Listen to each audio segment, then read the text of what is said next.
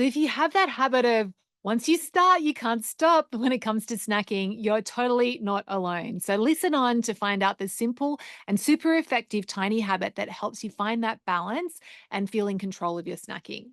Hi, so welcome to Joyful Eating, episode 196. So today we're talking about how to stop over snacking. But before we get to that, the best bite I had recently, this is like one of my favorite dishes at a restaurant ever. So there's a restaurant in Canberra called Rebel Rebel, and if you're ever in Canberra, you have to go. Um, so good. And this dish has been on the menu for ages. I probably have even had it as a best bite on the podcast before, but it's basically the chef Shawnee Mack, cuts cabbage, sugarloaf cabbage into wedges, and then he roasts that like in foil. So the cabbage is super soft and melting. So it kind of ends up being like that texture of like pappardelle pasta. And then he just before he serves it, he chars the cabbage on the outside so that you get like that crisp, like not it's not crispy, but you get that kind of extra complex caramelized flavor. And then it comes on this bed of like a tahini sauce with like a herb salad that's got sumac in it, so that lemony herb, and it's just like just the perfect dish. It's like it's got everything. It's like, yeah, it's so good. Anyway, so plan for today is first I'm going to share the story behind why I decided to do an episode on what inspired me to do an episode on over snacking. And then we're going to look at what this tiny habit is to help you stop over snacking. And I think the good news is it's not as hard as you think. And then I've got a bonus tip to share with you as well.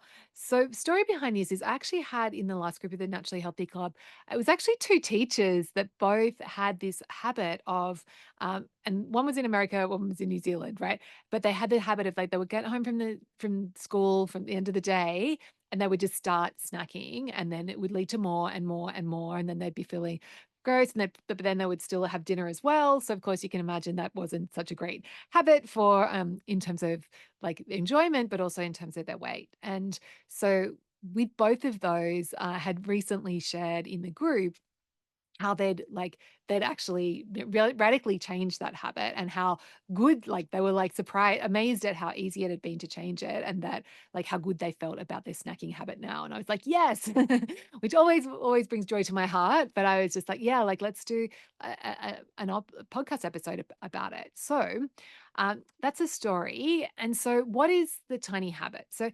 basically what they were doing before, and what you were probably doing if you like if you find your snacking's out of control, is that you just start snacking without bringing like any intentional thought to it. It's just like this it's autopilot. It's like you get home, you do this, or whenever your time of day is that you do your over snacking. Maybe it's after dinner, maybe it's random grazing throughout out the day. But what the problem is when we're just doing it on autopilot, and we're not really bringing any rational thought to it. So what we want to do instead, the tiny habit, there's actually two tiny habits that go into this. And first is just like before you start eating, like just pausing and asking yourself, like, how do I want this to go? And the reason for doing that is so that you bring your rational brain online, and you're not operating from your emotional brain. And then you're able to, which means that you're able to make a more in like a choice around your snacks that's going to be help you find that balance between, yeah, giving yourself what you need in the moment and enjoying that pleasure in the moment, or whatever other need the snacking satisfying for you in the moment. But then also it's helping you find that boundary so that you're not going overboard and ruining a dinner, or just feeling gross afterwards. So setting the intention is the first tiny habit. So you want to get into the habit of just pausing, and maybe it's like, in the car on the way home, you might just pause and think about that. Or maybe it's just before you walk in the front door, or even as when you walk into the kitchen, like that could be your trigger. Doesn't matter when, but just as long as you're having that pause first. And then the other part to it is like once you have set the intention, it's like actually serving the food out before you start eating. So, and you know yourself, like if you open a packet of chips, or if you've got a packet of, cheese, you've got crackers there, like if the packet's open, like, and I haven't seen any research around this, but I'm sure that someone has researched it. And the results that they found were that if the packet's open, people are way more likely to eat more than if you've served yourself out like a discrete amount. And then you have that pause point, So like if you've served yourself out a specific amount, you're way less likely to go back and get more. And yeah, of course, sometimes you will, but having that serving, intentional serving, like setting that intention and then serving yourself out before you start the eating, is that's the tiny habit. Pretty much if you practice this and experiment with it, I guarantee that yeah, there might be times where you do go back for more, but it's going to be less and less and way less than if you're just sitting there with an open pack. Um, so that's it. Like that's the tiny habit. So if you are like if you're in that place where snacking is a problem for you, this is the tiny habit. So just pausing and setting the intention and then serving out whatever it is. And it works for sweet stuff as well. Like I've used savory examples today because I was in it thinking about cheese and crackers, um but it could be like, bowl of ice cream. It could be chocolate. It could be anything. It doesn't like brownies, cookies, whatever. Like, yeah, like cookies in particular. You don't want to have a bag of cookies. Like, so you want to serve yourself out however many cookies you're going to have into a bowl, onto a plate, doesn't matter. And then put them away before you start eating.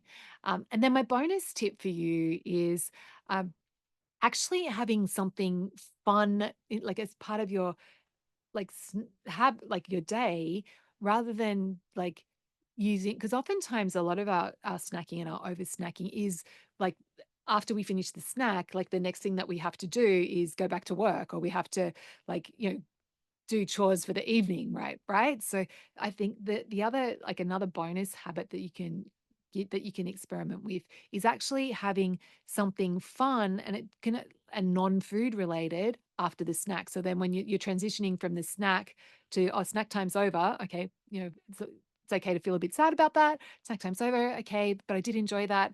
And then if you maybe you give yourself a couple of minutes to scroll on Instagram if you like Instagram, or maybe you give yourself, maybe you just go for a little walk, like you go and look at, go into the garden for a couple of minutes, or depending on where you are, maybe it's like you look outside, or you um, connect with a friend, or you just have a chat at the water cooler with a colleague, like just something that's going to be. It doesn't matter what it is, but just or if you like doing puzzles, maybe you do your Wordle.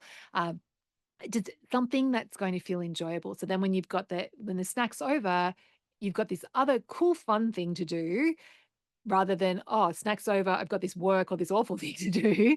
So that makes it an easier transition. And another bonus tip for you is like when you are snacking to include a beverage. So, and the reason for that is then you've got that helps with the transition as well. So it's like, oh yeah, it's snack times. I finished the snack, but I've got still like I'm drinking this thing, my tea or whatever it is. And for me, it's pretty much always tea. And so it's like, yeah, I get to enjoy the tea and I still have something nice that I'm putting in my mouth. So that means I'm less likely to want to go back and get more snacks. And yeah, and then the other bonus tip I had for you is just to remind yourself in the moment, and you can do this like when you're setting your intentions, but just remind yourself why you want this, like why you want to not over snack, like why you want to just have a normal size snack and move on with your day. And whether that's just, I'm going to enjoy my dinner more, or I'm going to feel good, feel good about myself. I'm going to feel in control. I'm not going to feel like a crazy person.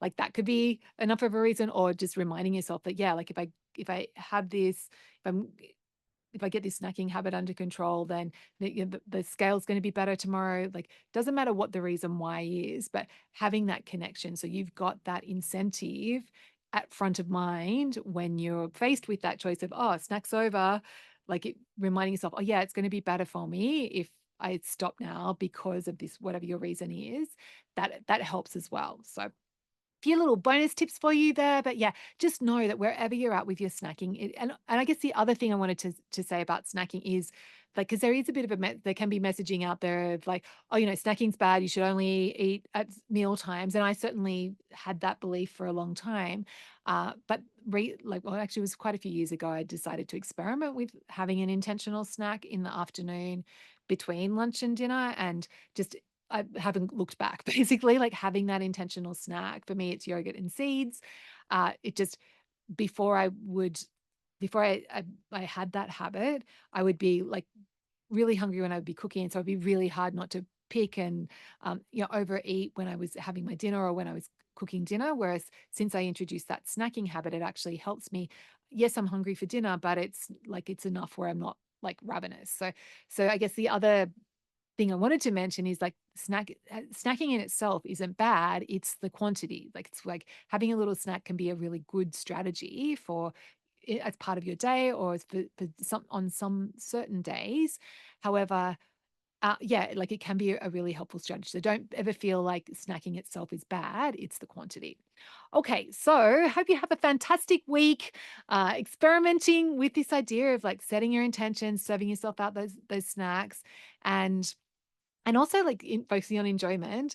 And if you'd like support in creating like this habit or any other essential tiny habits to create a healthy relationship with food, then I'd love you to apply for the Naturally Healthy Club. So it's my 6 month coaching group, which gives you my simple, doable, proven process to create a healthy and enjoyable relationship with food and your body. So you turn off all that food chatter in your mind and you feel calm and in control of what you eat without restricting, and you feel good in your clothes. So you find this place of balance. So we enroll twice a year and we usually sell out. So make sure you get on the wait list.